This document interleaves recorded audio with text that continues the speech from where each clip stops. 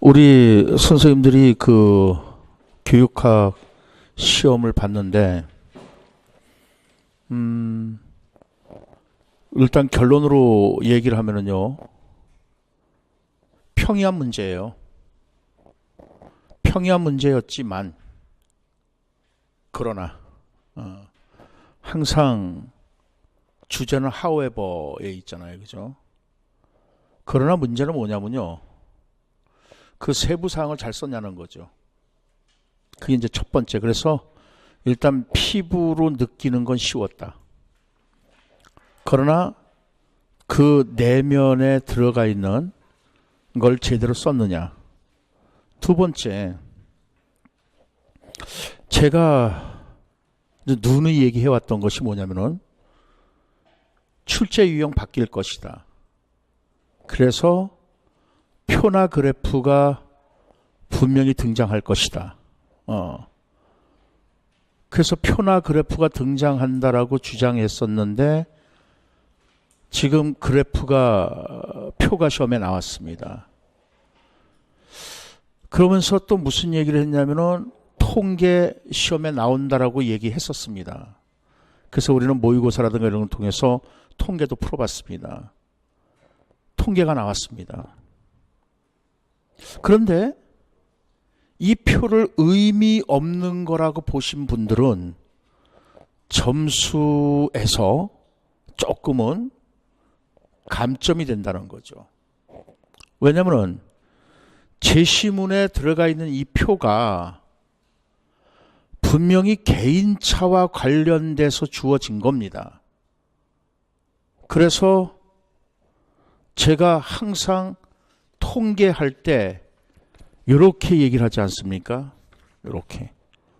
그래서 표준 편차가 적고 표준 편차가 크고, 그래서 표준 편차가 작으면은 동질적이고 표준 편차가 크면은 이질적이다. 그래서 표준 편차가 크면 클수록 개인차가 심하게 난다라는 말까지 했었습니다. 그죠? 그래서 지금 대주제가 개인차와 관련되어 있는 겁니다. 고로 그 이야기가 들어가 줘야 된다는 거죠. 무슨 말인지 아시겠죠? 그런데 이거를 의미 없는 거로 보셨다면은 이제 거기서 조금은 이제 미스테이크. 그래서 아까도 말씀드린 것처럼 표면상으로는 쉬워요. 이거 적중 못 시키신 분이 없을 겁니다. 저는 뭐 완벽하게 4개, 특히 뭐 그 성취 뭐 절대평가는 영어가 절대평가로 바뀌지 않았느냐. 그래서 그 절대평가 이제 문제점까지 얘기를 하면서 이거를 극복할 수 있는 100분위까지도 얘기를 했었던 거고, 그 다음에 2015 개정교육과정에서 성장참조와 능력참조평가를 강조한다. 시험에 나온다. 나왔잖아요. 그죠? 그 다음에 워커의 수기 모형이야. 그건 기본 아니나요? 그래서 1950년에 타일러가 나오고 1960년대 워커가 나오는 거고 1970년대가 파이나잖아요. 그래서 연도별로 쫙 했습니다. PBL은요, 이거 엄청나게 했던 거죠. 그죠? PBL은. 그래서 PBL이요, 기계금속에서는 루브릭이 4점으로 나왔고 PBL이 10점으로 나왔어요. 기계금속에서는요. 지금 뭐 영어과 같은 경우는 플립드 러닝도 나왔고 GPD 나왔고 진단평가 나왔고, 그다음 화학과 같은 경우는 평가가 4점이 나왔고 칼포포가 나왔어. 야, 이건 칼포포는 사실상은 일반 사회라든가 역사과에서 나와야 되는 것들인데, 물론 이제 나머지 제가 이제 이게 전부 이제 파악을 해본 겁니다. 전공별로 이렇게 이제 파악들을 한 건데, 어쨌든 그래서 결론을 이제 내리면요, 우선 저 잘났다는 겁니다. 진짜 잘났습니다. 저는요. 안에 진짜 잘난 게 뭐냐면요, 분명히 유형 바뀐다라고 얘기를 했습니다. 그래서 작년에도 웹정리 방식으로 나왔던 거고, 근데 제 수업이 웹정리인데 그게 이제 선전이라고 그럴까? 그게 이제 소문이 안 난 거죠. 우리 선생님들이 좀 소문 좀 내주십시오, 이번엔. 그 다음에 통계 그거 시험에 나와야 되는 이유까지 전부 얘기를 했던 거고. 그래서 우리는 열심히, 그거는 수학 문제가 아니라 그랬었잖아요. 산수 문제라 그랬었잖아요. 분명히 그런 얘기까지 했었다고요. 예, 그러면은 지금서부터 한 문제 살살 살펴보도록 하자고요. 지금 여러분들 이 문제에서, 여러분들 어저께 푼 문제에서 우측에 보면은 그 표가 있잖아요. 그 표 밑에 뭐라고 되어 있나요? 그 표 밑에 반드시 이렇게 되어 있어요. A중학교 학생들의 학업 특성 그려놓고 세 가지 변인 점수는, 즉 학업 성취, 학습 흥미, 수업 참여, 이 세 가지 변인의 점수는 서로 비교 가능한 것으로 가정한다, 이렇게 되어 있잖아요. 그러니까 일단 비교가 돼야 된다는 거예요. 비교가 될 때 물론 좌측에서 비교를 해서 간단하게 설명을 했습니다. 근데 이 비교 가능한 것을 과연 어떻게 얘기할 것이냐는 거예요. 지금 여러분들 학업 성취하고 수업 참여는 흥미보다도 그죠? 그러니까 평균이 제일 높은 게 학업 성취야. 그죠? 근데 표준 편차가 제일 낮은 것이 학습 흥미야. 그럼 표준 편차가 낮다는 것은 개인차가 심하다는 거잖아요. 그러면 이 개인차를 어떻게 극복할 것이냐? 학습 흥미하고 이제 관련을 시키고 해야 된다는 거예요, 이런 것이. 이런 얘기가 안 나왔다면은요, 여러분들 사실상은 조금은 이제 문제가 있을 수가 있다는 거예요. 그래서 아까도 얘기했지만 피부적으로 느끼기에는 굉장히 쉬운 문제였고, 그렇지만 세부적으로 들어갔을 때는 조금 까다로운 문제라는 거죠. 그래서 어쨌든 결론은 그거예요. 저는 다 적중시켰다는 거예요. 조금 아까 얘기한 것처럼 완벽하게. 자, 그러면 다시 한번 슬슬 읽어보겠습니다. 간단하게.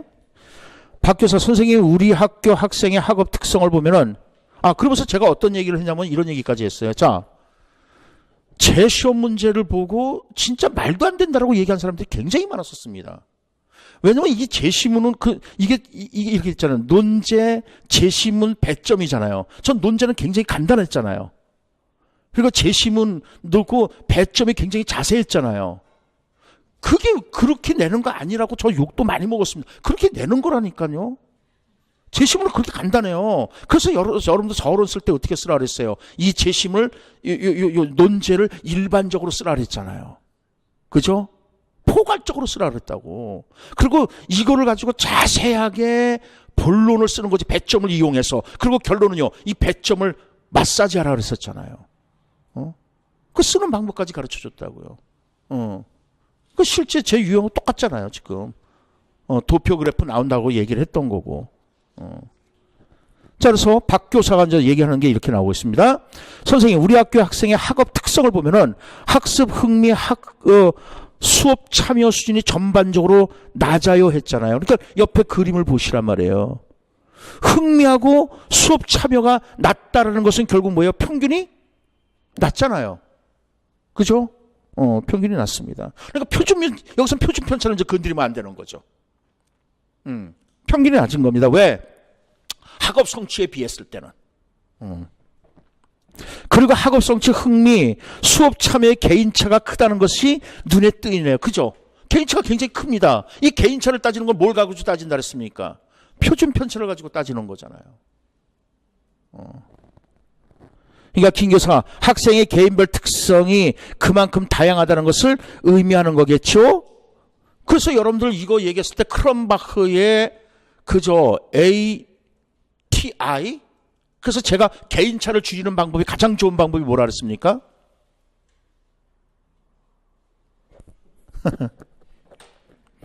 그래, 이 교육학이 뭐냐면은 운전면허 시험과 같아. 끝나면 다 잊어버려. 뭐가 나온지도 몰라. 근데 제가 분명히 이랬었어요. 이건 이제 학습자 능력으로 보는 거고, 이거는요, 여기는 흥미로 보든지 적성으로 보든지 그 변이는 다양한 거야. 그 다음에 여기는 뭐로 본다 그랬어요? 성취도로 본다 그랬잖아요. 그랬을 때 A 교수 방법과 B 교수 방법 이렇게 되는 거잖아요. 이게 이상적이라 그랬잖아요. 그래서 학습자 흥미로 보자 말이야. 여기 이제 흥미가 나왔으니까. 그러면 흥미가 낮은 아이가 있고 흥미가 높은 아이가 있단 말이에요. 흥미가 낮은 아이에게는 A 교수 방법보다는 B 교수 방법이 좋은 거고 학업 성취도가 높잖아요. 근데 흥미가 높은 아이는 B 교수 방법보다는 A 교수 방법이 학업 성취도가 높잖아요. 확연하게 차이가 난단 말이야. 그런데 이걸 이제 줄이는 방법이 이렇게 얘기를 했었잖아요. 이건 이상적인 모형이라면은 현실적인 모형은 자, 이걸 A 교수 방법이라 보고 요걸 B 교수 방법으로 보자 그랬잖아요. 그러면 똑같이 학습자 능력이 낮은 아이하고 요 A하고 낮은 아이고 학습자 능력이 큰 아이를 비교해 보자는 거예요. 그러면 A만 보잔 말이에요. 학습자 능력이 낮은 아이하고 학습자 능력이 높은 아이하고의 차이가 굉장히 많이 나잖아요. 그런데 B를 보게 되면 낮은 아이하고 높은 아이하고 차이가 별로 안 난단 말이야. 차이가 별로 안 나는 이유는 뭐라 그랬습니까? 다양한 교수 변인을 투입했기 때문에 그런 거라 하잖아요. 다양한 교수 변인 투입이라는 거죠. 이거 개인차를 줄일 수 있는 방법이죠. 저게. 자, 어쨌든 봅시다. 그래서 결국은 학생들의 개인별 특성이 그만큼 다양하다는 것을 의미하는 거죠. 그래서 우리 학교 교육과정도 이를 반영해야 되지 않겠느냐. 그러니까 교육과정을 서로 쓸 때 이거 교육과정을 구성할 때 뭐를 수의하라는 거야. 그렇죠. 학습자의 개인적 특성을 고려하라는 거예요. 수의하라는 거잖아요. 그 수기 모형하고 같이 싹 연결하면 되는 거란 말이에요. 뭐 말인지 알겠죠? 그게 서론 쓰는 거야. 서론 쓰는 게 뭐가 어려워. 절대 어려운 거 아니라. 근데 여러분들 함부로 서론 쓰면 안 된다 그랬잖아요.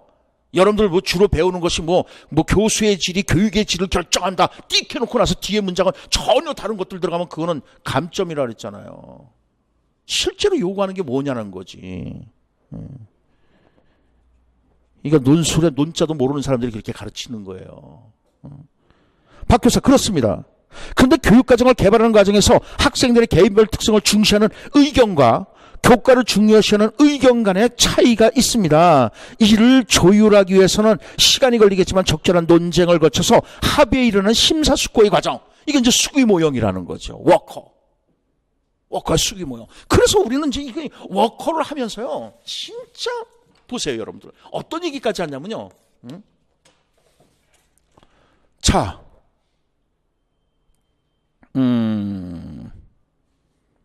우리가 여기 합리성이라고 써놨을 거야. 여기 역동적 상호작용이란 말을 썼을 거예요. 그리고 여기를 처방적이라고 썼을 거고 여기를 기술적이라고 썼을 거예요. 그래서 여기 이제 유명한 것이 타일러 타바라고 얘기를 했습니다. 이렇게 반대되는 것이 워커와 스킬백이라고 했습니다. 그죠? 그러니까는 워커를 쓰면서요. 이거 기술적이고 역동적 상호작용 모형 써도 상관없어. 그 특징으로 그거 들어가도 괜찮습니다. 쓰면서. 그런데 여기는 선형적이잖아. 반드시 순차적이잖아. 여기는 비순차적이고 비선형적이야. 그러니까 어느 단계에서든지 실제적으로, 그래서 이게 실제적 모형이라고 했잖아요. 어떻게 얘기하냐면 1950년대, 1960년대, 1970년대로 오면서 1950년대는 개발이었고 1970년대는 뭐라 그랬습니까? 실제라 그랬잖아요. 실제. 이거 안 들어갔으면 안 되는 거야. 실제란 말이 들어가줘야 되는 거지. 그리고 1990년, 70년대는 뭐라 했습니까? 이해라고 했었잖아요. 근데 묘하게 시험 보세요. 이거 타일러가 작년, 재작년에 여러분들 17학년도에 시험에 나온 거야.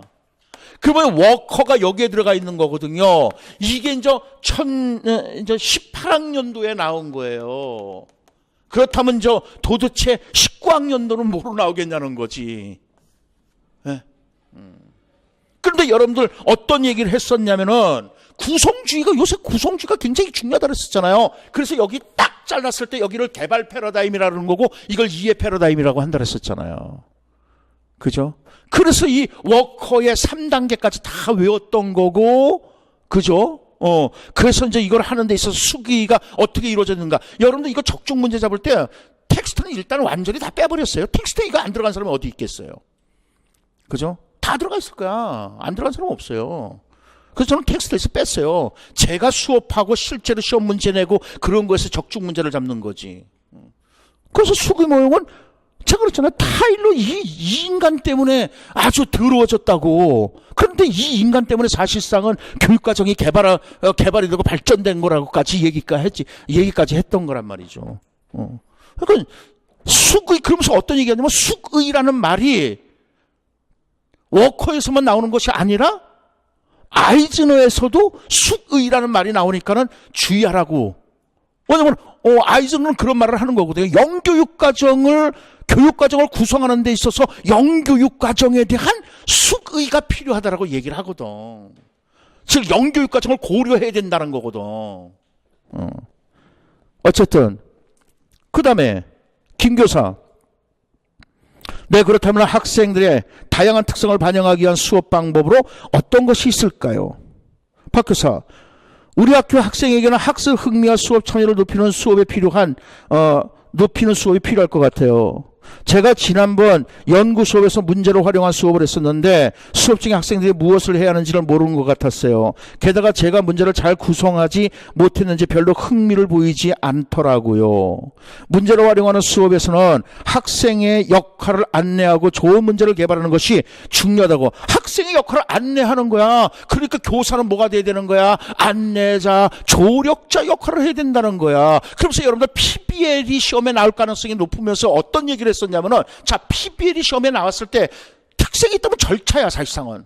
그래서 PBL 절차도 여러분 다 외웠어. 그런데 일반적으로 쓸 때는, 여기 절차 쓰라는 건 아니었잖아. 일반적으로 쓸 때 뭐를 쓰라 그랬습니까? 구성주의의 기본적인 패러다임을 쓰라 그랬었잖아요. 자기주도적이다, 협동학습이다, 비구조화시키는 것이다, 복잡한 문제를 단순화시키는 것이 아니다. 이런 것들 여러분들 기본적으로 썼잖아요. 어떻게 얘기했냐면은 구성주의의 키워드를 먼저 얘기해주고 나서 짜자자작 얘기해주고 나서 두 번째로는 구성주의 하위 이론으로서 인지적 도제 이론이었을 때는 요런 거 쓰고, 그 다음에 상보적 교수 이론이었을 때 요런 말이 반드시 들어가야 된다, 그런 거 써줬잖아요.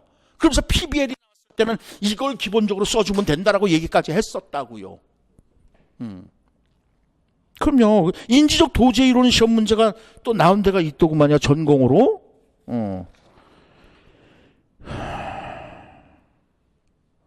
어시오 모형 나온 데도 많더구만요. 연극 영화에서도 어시오 모형 나오고. 인지적 도제 이론이 어디서 나왔던데? 네? 음악에서. 오케이. 네, 음악에서 플라톤, 아리스토텔레스, 루소 같은 거. 그 다음에 인지적 도제 이론 4점. 피아제 10점. 평가 4점. 음악에서 나왔더구만요. 체육에서 화랑도도 나왔어. 근데 화랑도 맞거든. 화랑도는 반관이야. 맨 처음에 사조직으로 출발한다고. 그러다가 이제 관변단체가 되는 거지. 근데 또 그 대사례가 나왔다고. 대사례는 성균관에서 활쏘기 하는 거야. 얘네들 이제 활쏘기 송경습사거든, 사실상은. 활쏘기를 강조해. 근데 이제 전공에서 이제 뭐라고 하느냐는 거지. 근데 나는 이제 전공 용어는 모르니까 대사례는 잘못된 거라고. 화랑도는 신라지, 대사례는 이게 조선시대 때 쓰는 건데, 성균관에서. 그래서 틀린 거 2개, 2점이야. 2개 바로 잡는 거. 자, 어쨌든. 그래서, PBL 문제는, 이게 이제 문제가, 그렇게 썩, 저기 한 건 아니야. 근데 중요한 거는, 거기 이제 세부 사항이지. 전체로 PBL은 표면상으로 느끼기에 쉬운 문제였다고. 근데 PBL 못 쓴 사람도 많어. 지금 저하고 수업 들은 선생님들이 선생님 4개 다 썼어요 하는 거죠. 실제로 다른 사람들은요, 저는 수기 모형 못 썼어요 하는 사람들도 많고요, PBL 못 썼어요 하는 사람들 많고요, 통계가 나와서 완전 멘붕 걸렸다는 사람도 많아요. 지금 여러분들이 잘 썼어요, 그리고 시간 내로 서론 본론 결론 다 썼어요 하는 거지, 실제로 그런 사람들 많다고요. 자, 그 다음 보겠습니다. 김 교사, 그렇군요. 이처럼 수업이 학생의 다양한 특성을 반영하게 되면 평가의 방향도 달라질 필요가 있습니다. 앞으로의 평가에서는 학생의 능력, 적성, 흥미에 적합한 목표를 설정하고, 그죠? 그에 따라서 수업과 평가가 이루어지는 것도 의미가 있어 보입니다. 그러니까 박 교사 동의합니다. 그러기 위해서는 평가 결과를 해석하고 판단하는 기준도 달라질 필요가 있습니다. 예컨대 학생의 상대적 위치가 어느 정도인지, 이건 이제 상대평가지. 이를 판단하기보다는 미리 설정된 학습 목표, 그죠? 그래서 목표 지향 평가라고도 하는 거잖아. 준거 지향 평가라도 하는 거고요. 여부를 중시하는 평가 유형이 적합해 보입니다. 절대평가라는 거죠. 그래서 아까도 말씀드렸지만 절대평가가 올해 시험 문제 나올 가능성이 높다. 왜 그렇다 그랬습니까? 수능에서 영어가 절대평가로 갔잖아요. 그래서 이번에 영어가 굉장히 평이하게 나온 거잖아요. 수능에서 국어가 엄청나게 어렵게 나오고, 그러면서 이 절대평가라고 하면 일정 점수에 도달하면 다 1등급이 되는 거잖아요. 그랬을 때 제가 고준이를 예를 들면서 과연 어떻게 우리가 대학교 진학을 시켜야 될 것인가, 100분위로 해야 될 것인가, 등급으로 해야 될 것인가. 절대평가로 갔을 때는 모두가 다 1등급이 돼버리는 거잖아. 그랬을 때 대학에서는 이렇게 뽑을 수는 없다. 그래서 100분위로 갈 수도 있다. 이렇게 얘기를 했었던 거라고요. 그러니까 이게 얼마나 중요한 겁니까?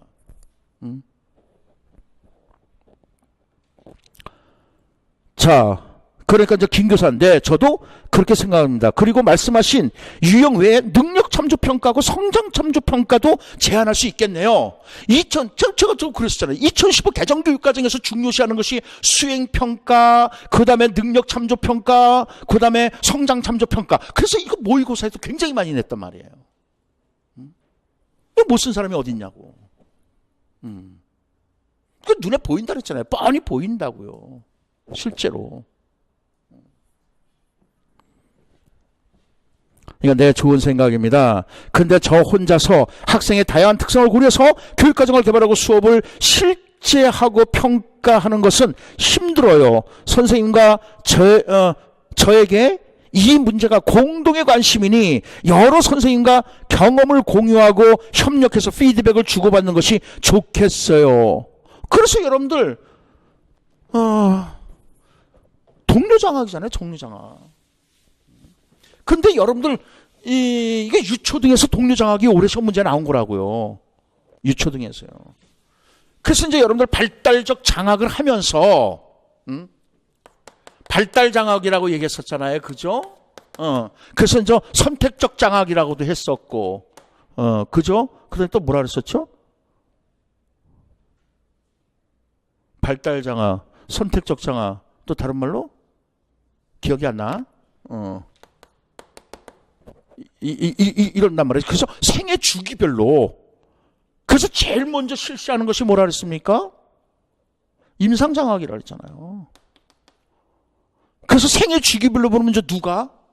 생존기에 있는 교사가, 또 이제 문제점 있는 교사는 이제 갱신기에 있는 교사가, 그러면서 두 번째 정착기에 있는 교사들이죠. 그죠? 이게 동료장학이라 했잖아요. 그래서 이제 동료장학은 언제 실시한다 그랬어요? 방문장학에 대해서 거부감을 느낀다든가 장학 인력이 부족할 때 동료들끼리 장학을 하는 거란 말이에요. 이럴 때 동료들끼리 장학할 때 교수 기술 문제뿐만 아니라 교사의 인성 문제까지도 같이 장학을 하는 거라고요, 이게. 그래서 결국은 이거 맨 마지막에 나와 있다고요. 전문적 학습 공동체를 구성한다든가 이런 것들도 동료 장학의 한 측면에서 얘기가 될 수 있는 거예요. 그러면서 어떤 얘기가 되면 멘토링 장학도 동료 장학 중에 하나라 했었잖아요. 그런 얘기까지 했었다고요. 오케이. 그래서 뭐 이거는 뭐 문제가 되지는 않을 거라고 생각이 들어요. 그래서 지금 이제 저는 항상 여러분들 이제 그 해설지를 보세요. 항상 여러분들 할 때 제가 뭐예요? 개요 작성 잘하라 그러잖아요. 그래서 저 제일 먼저 제 특색이잖아요. 이렇게 개요 작성하는 거. 이렇게 개요 작성해 놓으면은 논리의 글의 논리가 흐트러짐이 없단 말이야. 그러니까 1번처럼 딱 개요 작성 한번 자 봅시다. 대주제가 뭐예요? 학생의 다양한 특성을 고려하는 교육이잖아요. 그리고 이제 중주제로서 이제 4가지가 나온 거잖아요. 그죠? 그래서 교육과정 개발 모형, 수업, 평가, 장학. 그 이제 소주제로서는 교육과정 개발 모형의 명칭이 뭐냐? 수기 모형, 그게 1점이라는 거죠. 그리고 이제 3가지 쓰는 거니까 각각 1점씩이 되는 거야. 3가지. 그래서 이거는 우리 훈련 많이 했어. 그죠? 이게 만약에 점수를 배점을 잘 봐라. 그래서 2점이면 2개고 3점이면 3개고. 오케이? 근데 이게 몇 가지 쓰라는 말이 없더라도 만약에 3점짜리로 배정이 됐다면은 그죠? 3개 쓰면 된다 그랬었잖아요. 그런 얘기까지 했어. 그러면서 중요한 건 뭐래요? 핵심적인 거 써라. 그죠? 4개, 5개 쓴다 그래서 뒤에 앞에 순서대로 하나, 둘, 3개만 채점하는 것이지 4번째, 5번째는 채점 안 한다고. 많이 써봤자 시간이 부족한 거라 그랬잖아요. 이거 요구하는 것만 쓰라 그랬었잖아요. 그래서 수업에서 이제 PBL에서 학습자의 역할 각각 1점씩. 이 역할 2가지 쓰면 되는 거예요. 그런데 보세요. 학습자의 역할, 이거 잘 들어봐요. 작년에 여러분들, 작년에 인지적 도제 이론이 시험에 나왔을 때 모델링, 코칭, 스캐폴딩까지가 교사의 역할이죠. 그리고 ARE가 학습자의 역할이었잖아요. 그래서 작년에 교사의 역할 3가지가 시험에 나온 거라고. 모델링, 코칭, 스캐폴딩이. 근데 지금 여기에서는 학습자의 역할을 2가지를 쓰라는 거잖아요. 물론 이거는 PBL이지만 뭔 말인지 알겠죠? 그러니까 이게 시험 문제를 보니까는 이제 거기도 좀 분석을 해놨지만은 2016학년도하고 2017학년도 2018학년도란 말이에요. 그래서 교육 과정, 그 다음에 평가, 그 다음에 교수, 그 다음에 뭐가 나온 거죠? 행정, 그죠? 이렇게 봤을 때 작년에 행정에서는 기획 문제가 나오고 여기서 장학 문제가 나온 거예요. 교수 문제에서는 인지적 도제 이론이 나온 거고 여기에서는 PBL이 나온 거고. 평가가 작년에 뭐가 나온 거였었죠? 타당도, 내용 타당도 문제가 나왔잖아요. 근데 여기에서는 절대평가가 나온 거고. 그 다음에 저 교육과정에서 타일러가 나온 거고 워커가 나온 거라고요. 이렇게. 워커가. 그랬을 때 작년에 인지적 도제 이론에서 모델링, 코칭, 스캐폴딩, ARE에서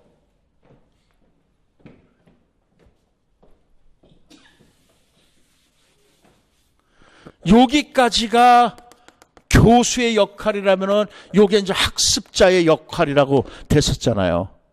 이렇게 나가는 거였잖아요. 지금 여기에서는 학습자의 역할을 이제 쓰라는 거잖아요. 교사의 역할이 아니라 학습자의 역할을 쓰라는 겁니다. 그 다음 이제 평가 명칭에서 절대평가, 그리고 이 절대평가에서 개인차에 대한 교육적 해석 1가지를 쓰라는 거고, 그 다음 이제 김교사가 제안하는 2가지 평가의 유형, 그래서 능력 참조 평가가 뭐고 성장 참조 평가가 뭔가를 쓰라는 거잖아요. 그러니까 보세요. 2015 개정교육과정에서 사실상은 이거 다 나온 거나 마찬가지라고요. 그 장학의 명칭과 개념, 그 다음에 이제 활성화 방안 2가지 이렇게 나온 거죠. 자, 그러면 보겠습니다. 1페이지 맨 밑에 하단을 보시죠. 출제 경향 및 문제 해설에서 문제 해설에서 보면 1번 형식 점수. 서론 본론 결론 형식만 갖춰도 일단은 1점을 획득한 겁니다. 그러니까 채점하실 때 나 물론 결론까지 다 썼어. 그럼 1점은 이제 5점 중에서 1점은 얻으신 겁니다. 1점은. 두 번째, 대주제. 학생의 다양한 특성을 고려하는 교육과 연계됐는가요? 그러니까 다시 말해서 서론, 본론, 결론에 각각 다 표시가 됐느냐인 거예요. 각각 다 표시가 됐다면은 2점. 오케이? 그러니까 본론에 4가지 문제 있잖아요. 그 본론의 4가지 문제도 이런 표현이 연결돼서 들어갔다면은 2점이라는 거예요. 2점. 그리고 표현의 적절성은요. 이건 뭐 별로 문제가 안 될 겁니다. 왜냐면 여러분들이 그러니까 예를 들어서 주어와 수어의 어떤 이런 관계가 안 맞는다든가 그래서 채점하는 사람이 이해가 안 된다든가 했을 때는 이게 이제 표현의 적절성 문제에서 걸릴 수가 있어. 근데 우리는 여러분들 첨삭을 통해서 항상 문장 짧게 쓰고 서론과 그 주어와 동사의 관계를 잘 봐라 그러면서 눈이 훈련을 받아왔기 때문에 이건 1점은 그대로 받았을 거라는 거죠. 그러니까 이게 이제 5점짜리가 그냥 주는 게 아니라 그랬었잖아요. 이 5점을 무조건 획득했어야 된다는 거죠. 그래서 나는 이거 대주제가 서론 본론 결론에서 서론과 결론에만 표시했어. 그러면 그건 1점 처리하시면 돼. 난 본론만 좀 넣었던 것 같아. 그러면 그것도 1점 처리하시면 돼. 난 다 들어갔어. 그러면 2점 처리하시면 돼. 알겠죠? 그리고 표현의 적절성은요, 말이 안 되게 나 쓰고 나서도 내가 제대로 썼는지 잘 모르겠어. 이러면 그냥 표현 점수 1점 날아갔다고 생각하시면 돼. 내가 쓰기에는 명쾌하게 쓴 것 같아. 물론 내용을 맞았던 틀렸던 간에 내가 쓸 때는 진짜 깔끔하게 쓴 것 같다라는 느낌. 그러면 1점 플러스 하시면 되는 거예요. 그 다음에 뒤로 와서 수구 모형. 수구의 모형이라고 쓰신 분 1점입니다. 그리고 이제 근거로서 학생들의 다양한 특성을 반영하고 구성원들의 합의를 강조하는 거 2개. 제시문에 실제적이다라는 이유를 추론하는 문제. 제시문에 실제적이라는 것이 있었잖아요. 있었다니까. 그걸 이제 추론하는 문제란 말이에요. 그걸 제대로 추론했느냐. 그걸 1점으로 보는 거죠. 또 PBL에서 2015 개정교육과정에 지향하는 거 구성주의 학습 설계입니다. 그래서 학습자의 역할을 이제 크게 뭐 2가지로 보는 거죠. 주도적, 자기주도적 학습, 협동학습, 그죠? 문제의 특성은요, 비구조화된 문제라 그랬었잖아요. 이걸 얼마나 얘기한 겁니까, 그죠? 구조화된 문제를 갖다 비구조화된 문제를 구조화시키는 것은 그건 객관주의다. 비구조화된 것이다.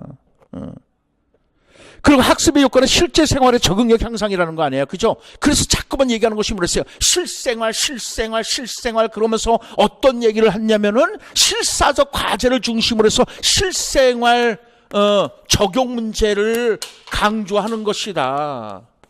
이런 말까지 써줬잖아요. 그러면서 어떤 얘기까지 하면 영어과 같은 경우에서는 GPD가 시험 문제 나올 가능성이 높다는 얘기까지 했어요. 그래서 영어로 써줬다가 Zone of Proximal Development 이렇게 해갖고요. 근데 4단원으로 영어 쓰는 게 나왔잖아요. 2점인가요? 2점이잖아요. 2점이면 하늘과 땅 차이예요. 그러니까는 전투로 수업을 들으면은 전공까지 다 챙긴다니까. 진짜로 그렇다니까요. 웃자고 하는 소리가 아니라 저는 전공도 면밀하게 파악하잖아요. 여러분도 우리 루브릭 평가도 모의고사에서 시험 문제 봤어요. 기계금속에서 루브릭이 나왔잖아요. 그리고 영역과 아까 얘기했잖아요. 플립드 러닝이 시험 문제 나왔잖아요. 플립드 러닝 영어 쓰는 거예요. 그것도 영어로 써주잖아요. 플립드 러닝. 이제 진단평가를 영어로 안 써줬을 뿐이지. 진단평가를 영어로 쓰는 게 나왔다고요. 그런 발음은 어떻게 돼? 디아그노틱이라고 해야 돼? 다이아그노틱이라고 그래야 돼요? 다이아그노틱 테스트가 하면 되는 거잖아요. 나는 발음이 좀 더럽지. 우리는 발음이 더러울 수밖에 없어. 그러나 영어 단어는 잘한다고. 자, 수업합시다. 어쨌든. 자, 그 다음에 이제 준거지향 평가죠. 그래서 이거는 이제 2015년 출시 시험 문제로도 나온 건데, 그 개인차에 대한 교육적 해석은 지문에 나와 있는 능력, 적성, 흥미로 이제 답을 해야 되는 것이고, 그것은 이제 거기에 이제 안 들어가 있지만은, 표준 편차 이런 문제가 이제, 서론, 쓰는 데는 이제 들어가 있습니다. 왜냐면 그건 비교 가능하다라고 분명히 전제 조건으로 나와 있거든, 본문에. 그리고 이제 능력 참조 평가하고 성적 참조 평가. 그다음 동료 장악. 그래서 이제 활성화 방안으로는 전문적 학습 공동체라든가 수업 코칭이라든가, 오케이? 그다음에 이제 연구 수업을 한다든가, 또 공동 직무 연수를 한다든가, 수업 분석을 한다든가, 협의회를 한다든가 등등등 하나 쓰면 되는 거라고요. 총평을 보겠습니다. 주제는 평이에 따랐어요. 근데 아까도 얘기했지만은 세부 항목에서 난이도가 있다는 거예요. 이 세부 항목을 제대로 짚고 잘 썼다는 거죠. 예를 들어서 수의 모형의 적용 이유라든가 학습자의 역할, 평균과 표준 편차 이용한 개인차에 따른 교육적 해석, 여기서 점수 차이가 날 수가 있다는 거예요. 전년도와 같은 수준에, 그러니까 사람들이 그런 거야. 표면적으로 느꼈을 때, 이거 쉬웠어. 그죠? 근데 분명히 쉬운 문제만은 아니었다는 거죠. 적중, 출제 유형 밝힐 것을 정확하게 예측했고요. 통계가 시험에 나올 것을 예상했고요. 전년도에서 완벽하게 100% 적중. 이거 해줘야 돼. 이렇게 자꾸 얘기를 해야 돼. 안 하면은요, 안 한 거야, 그냥. 그래서 여러분들이 진짜 저를 좀 많이 좀 도와주시면 좋겠습니다. 카페, 우리 카페는 필요 없어. 우리 카페 평상시에는 한 10명이나 15명으로 요번에는 400명, 500명씩 들어왔다니까. 다른 카페 가서, 전공도 같이 건드려줘. 그럼 물론 전공 내용은 나는 몰라. 근데 그 전공의 특성상 이런 게 시험 문제 나올 수 있다는 걸 얘기를 해주는 거죠. 그래서 영어과 같은 경우는 이제 만약에 한다면은 진짜 전공 특성상 영어과 만약에 한다면은 이제 스캐폴딩이 남은 거지 뭐. 근데 이 스캐폴딩이라든가 GPD는 여러분들 다른 전공에서도 시험 문제 나올 가능성은 상당히 높은 거라고 얘기까지 했던 것들이라고요. 왜냐면 그거는 딱 정해져 있는 거잖아. 단어 쓰는 것 자체가. 그래서 수교과에서는 옛날에, 이제 수학과는 내가 아직 안 살펴봤어요. 수교과에서는 옛날에 스캐폴딩이 2점짜리로 시험에 나왔던 거잖아요. 자, 그래서 이제 예상 정답이 있고요. 4페이지로 가겠습니다. 그거는 이제 여러분들이 한번 읽어보시고요. 4페이지에서. 한눈에 이제 쏙 보게끔, 서론에 이제 대주제하고 좀 연결을 시키는 것인데, 대주제하고. 그래서 예상 정답을 이제 여러분들 보시면 돼요. 예상 정답 그 논술 모형하고요. 그래서 이제 명칭, 본론에서 수기 모형, 단계, 그리고 이제 적용 이유, 1, 2, 3, 이렇게. 그리고 이제 대주제하고 연결을 시켜라. 그래서 학생의 다양한 특성을 고려하는 교육을 실현하고자 하는 것이다, 이렇게. 또 PBL 같은 경우에서도, 학습자 역할, 비구조 문제 1점, 학습자 역할, 그 다음에, 학습의 효과에서 그 실제 생활의 적응력을 높인다는 거, 이런 것들. 준거지향에서도 역시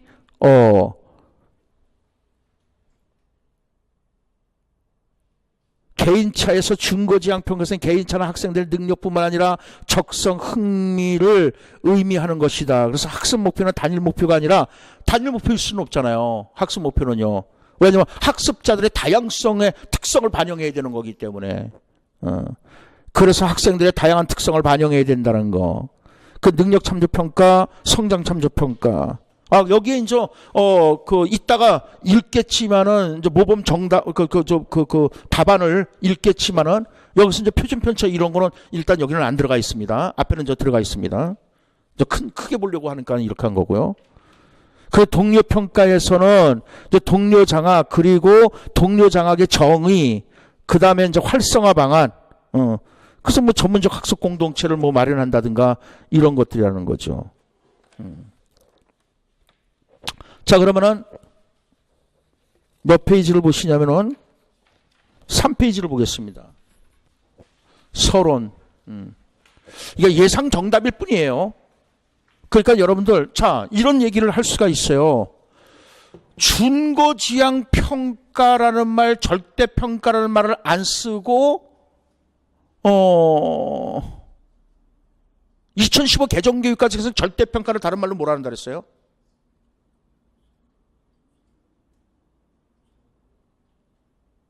성취지향평가라고 한다 그랬었잖아요. 성취평가제도. 성취평가제도라고 쓰면은 안 되겠느냐는 거예요. 그러면 철저하게 성취평가제도에 대한 내용으로 연결했었냐는 거예요. 그렇게 한다면은 아마 정답이, 그러니까 점수가 주어질 겁니다. 오케이? 그랬을 때 그거는 분명히 2015 개정교육과정과 연결이 돼야 돼요. 왜냐면 다시 한번 얘기하지만 성취평가제도는 절대평가를 2015 개정교육과정에서는 성취평가제도라는데, 그러면 성취평가제도에는 분명하게 뭐가 있어요? 기준이 있다고. 성취 기준이 있고, 그죠? 그 성취 준거가 있고 기준이 있고 그거에 대해서 어떻게 점수를 주는가, 그런 것들이 다 얘기가 나와야 된다는 거예요. 그걸 개인차고 어떻게 연결시켰느냐, 그게 관건이라는 거예요. 그냥 명칭만 띡 그렇게 쓰면은 논거가 없잖아. 논거가 명칭만 그렇게 쓰면요. 자, 보겠습니다. 서론.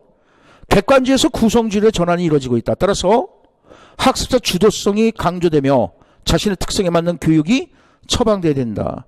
학생의 다양한 특성을 고려하는 교육이 성립되기 위해서는 상대평가보다는 목표 달성을 통한 역량을 개발할 수 있는 교육과정을 개발하기 위한 다양한 논의가 이루어져야 된다. 2015 개정 교육과정에서 추가하는 창의 융합형 인재 형성을 위한 교육과정 구성이 필요하다. 제10문에 구성원의 학업의 필요로 보아서 박 교수가 제안한 교육과정 개발 모형은 수구의 모형이다. 단계는 강령, 수구의, 설계 단계로 이루어진다. 근데 이걸 물어보는 게 아니기 때문에 실제로는 근데 쓰긴 써야지.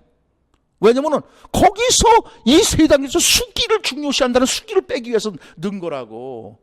그러니까 뭐 쓸데없이 5단계 써도 뭐 상관은 없어. 근데 여기서 물어보는 건 수기를 물어보는 거잖아.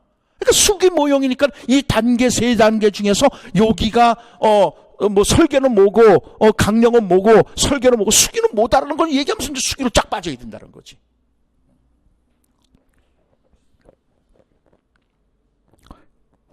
그래서 강령은 교육과정 개발자의 아이디어나 신념, 가치 등의 경향성이고, 수기는 개발자들의 집단적 토의다. 집단적 토의를 중요시하기 때문에 수기의 모형이라고 하는 것이다. 설계는 수기를 통해서 얻은 의사결정을 구체화시키는 것이다. 수기 모형을 적용하는 이유는 다음과 같다. 근데 첫째, 둘째, 셋째 이렇게 하면 되는 거죠. 첫째, 학생들의 다양한 특성을 반영하기 때문이다. 왜? 이제 대주제를 연결을 해야죠. 왜 사람들이 고민을 하냐는 거야. 지금 주어진 문제가 학습적 특성 문제 아니야.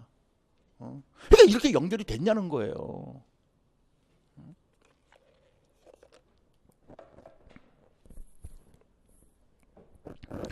교육과정 개발 과정에서 구성원들 간의 충분한 합의 과정을 거쳐서 학생들의 능력, 흥미, 적성을 반영해야 되는 것이다.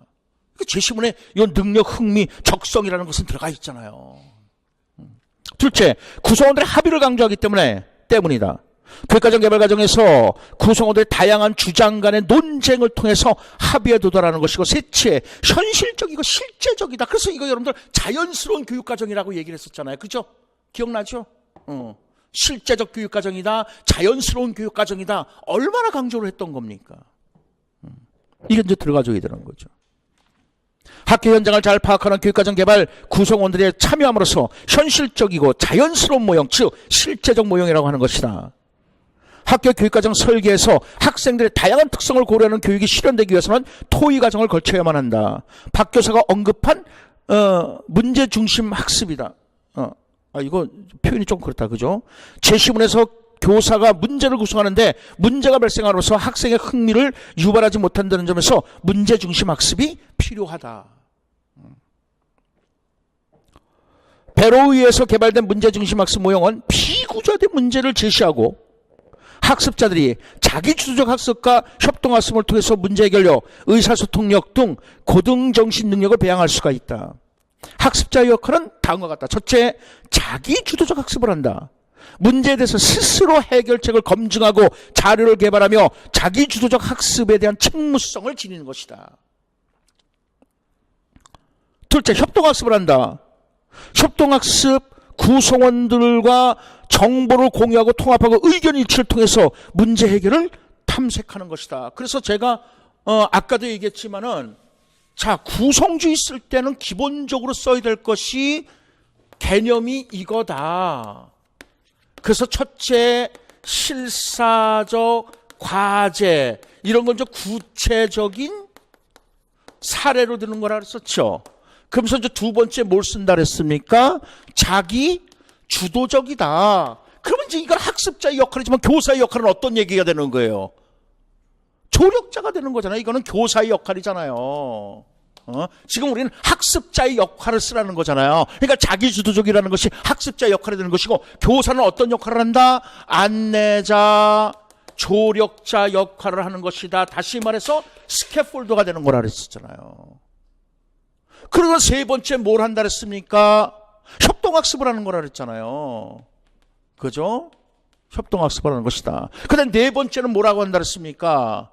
비구조화를 했었죠. 그래서 구조화된 것을 갖다가 비구조화시키는 것이, 그러니까는 비구조화시킨 것을 갖다가 비구조화된 것을 구조화시키는 것, 이거는 어떻게 된다 그랬어요? 이건 객관주의라 그랬었잖아요.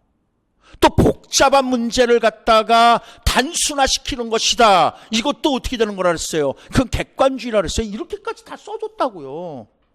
그래서 어떤 얘기하냐면, 자, PBL이 나온다면은 절차, 특색이 있다면 절차고 나머지는 이거 써줘도 된다 그랬어요. 그런 얘기까지 했어요. 근데 절차 문제를 물어보는 게 아니었잖아.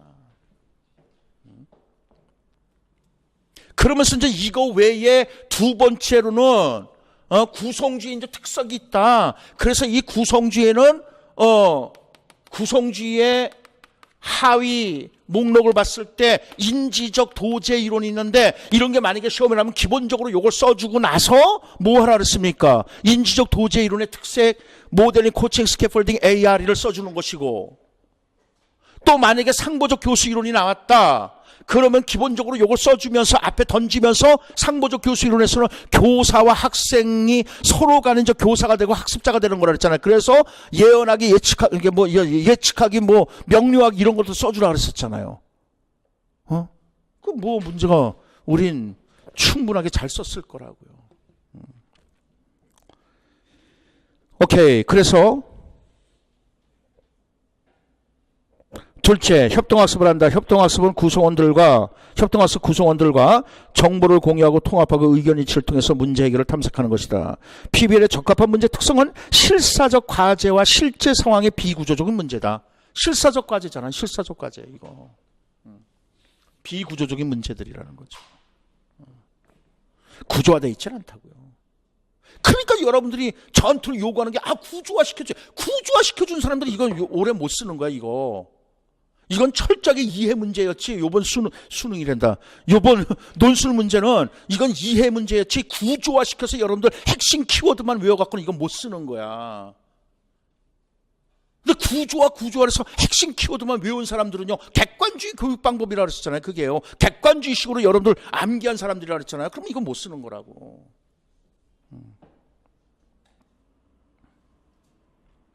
그래서 실제로 지금 제 이 해설지를 모 대학에서 요구를 했습니다. 보냈어요. 그 학생들한테로 저기 하겠다고 그래서 한글 파일을 안 드렸습니다. PDF로 드렸죠. 거기서 뭐 다시 워드 작업을 하든지 뭐 하든지 모르겠지만은 PDF 파일로 넘겼습니다. 저 이런 사람이야. 나 이런 사람이야. 자, 수업하겠습니다. 아, 그건 옛날 노래인가요? 그죠? 옛날이란 말이 들어가자마자 모르겠다라고 얘기 나오고 있어. 선생님 알죠? 자, 보겠습니다. 그 다음에 그래서 비구조적 문제의 학습의 효과는 다양한 해결책을 통해서 학습자의 동기를 유발하고 학습자의 사고를 촉진하고 실제 생활의 적응력을 높이는 것이다. 그래서 여러분들한테 어떤 얘기까지 하냐면, 자, 전공시험 문제도 다 비구조적인 문제로 나오는 거야. 그래서 구체적인 사례, 실사적 과제로 나온다 그랬잖아. 예를 들어서 나온다 그랬잖아. 김 교사나 박 교사나. 근데 왜 그렇게 나온다고요? 실제 생활에서 적응력을 높이기 위한 거야. 적응력을 높인다는 게 뭐야? 전이라고, 전이. 전이가를 높이기 위한 것이라고요. 그러니까 여태까지 학교 교실 내에서 공부한 거를 갖다가 실제 생활에 못 써먹었다는 거잖아요. 자꾸만. 그러니까 실제 생활에서 써먹기 위해서는 뭐예요? 실사적 과제를 갖다 제시해라 이거야. 실제로 벌어지는 내용들을 제시해라 이거야. 그렇죠? 그래서 여러분들 전공이라든가 이런 것들이 다 구체적인 사례로 예로 시험 문제 나오는 게 그거라고. 근데 여태까지, 그래서 구성주의 시험 문제 내는 거 여태까지 우리가 그렇게 안 해왔다고, 문제는. 그러니까 실제 생활에 나가서 아무것도 못 써먹는 거야 되는 거잖아. 그래서 이제 여러분들한테 어떤 얘기까지 들었냐면은, 구성주의 예를 들면서 수상한 사람을 만났을 때 112에 신고해라. 그 얘기까지 했잖아요. 객관주의는 112만 정답으로 한다는 거야. 근데 실제 생활에서 112에 신고할 틈이 안 돼. 핸드폰도 없고 그러는데 그럼 어떻게 해야 된다? 이웃집 아저씨에게 알린다도 정답이라 그랬었잖아요. 그 생활 적응력을 높이는 거잖아. 근데 이 객관주의는 반드시 뭐야? 112 외에 답을 쓴 사람은 다 틀리는 거라 그랬었잖아요. 그런 얘기까지 들어줬었어. 그죠? 오케이. 그래서 그런 거잖아. 구성주의에 대한 정확한 인식을 해라. 구성주의가 뭐고 이런 것도. 자, 그 다음에 그래서 PBL 같은 문제를 해결하는 학습을 통해서 학생의 다양한 특성을 고려하는 교육이 실현될 수가 있는 것이다. 박 교수가 제안하는 평가 모형은 제시문의 상대적 위치보다는 미리 설정한 학습 목표 도달 여부를 모아서 준거 지향 평가이다. 제시문에서 세 가지 변인 점수는 서로 비교 가능하다는 점에서 평균과 표준 편차에 따른 개인차가 나타남을 인지할 필요가 있다.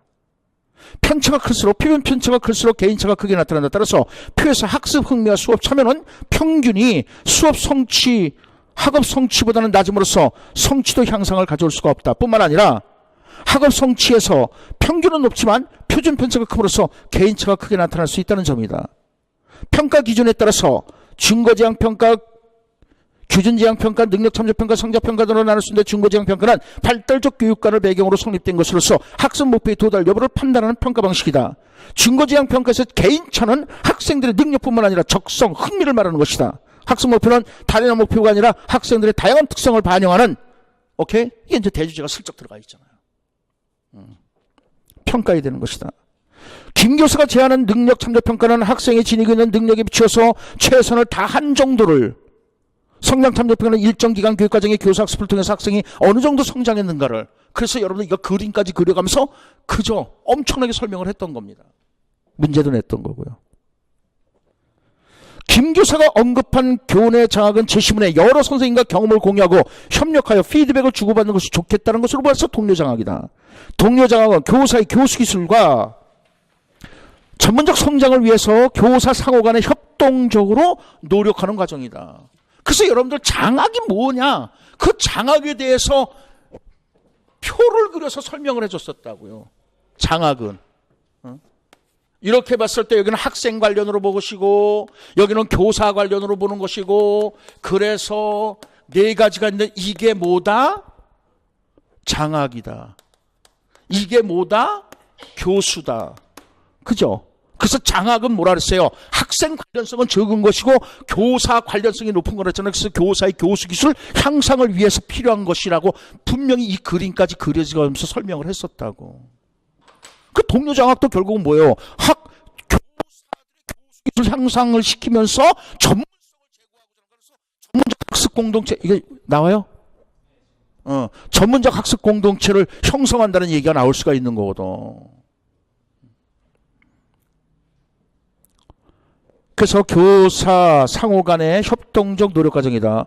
동료 장학의 활성화 방안은 첫째, 교사들의 전문적 학습 공동체를 구성하는 것이다. 교사들의 전문성 향상을 위해서 공동 연구할 공동체를 구성하는 것이고, 두 번째, 수업 코칭이다. 서로의 수업을 관찰하고 분석하면서 전문성을 향상시키는 것이다. 그 외에 수업 연구라든가 연구 수업이라든가 직무 연수라든가 수업 분석 등의 동료 장학을 통해서 교사의 전문성 향상의 목적은 학생의 다양한 특성을 고려하는 교육을 실현하기 위한 것이다. 오케이? 결론. 보다 효율적인 교육과정을 구성하기 위해서는 학교 구성원들의 충분한 집단적 수기 과정이 필요하다. 이 설계된 교육과정은 실제 생활의 비구조적 문제를 해결해주는 과정에서 학생의 다양한 특성을 고려하는 교육이 실현될 수 있도록 구성주의 관점이 반영되어야 된다. 또한 한 줄로 세우기식의 교육에서 벗어나서 목표 달성, 능력과 성장을 참조하는 평가 방식을 적극 수용하기 위해서 장학이 활성화되어야 된다. 이런 교사의 전문성 향상을 위한 노력은 학생의 다양한 특성을 고려하는 교육을 실시할 수 있게 한다. 오케이? 자, 그러면은 마지막으로